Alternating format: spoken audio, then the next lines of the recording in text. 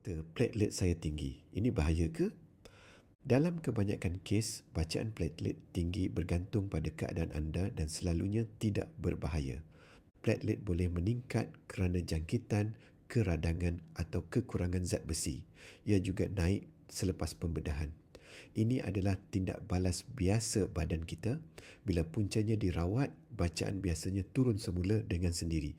Jika kenaikan itu sedikit sahaja, contohnya sekitar 420 ataupun 450 dan anda tiada simptom lain, selalunya kita hanya perlu pantau dan ulang ujian. Namun jika platelet sangat tinggi atau kekal tinggi untuk tempoh lama, doktor mungkin akan buat penilaian lanjut untuk memastikan tiada masalah pada sumsum tulang. Kesimpulannya, platelet tinggi tidak semestinya sesuatu yang serius. Jika anda ragu-ragu, berbincanglah dengan doktor yang merawat anda.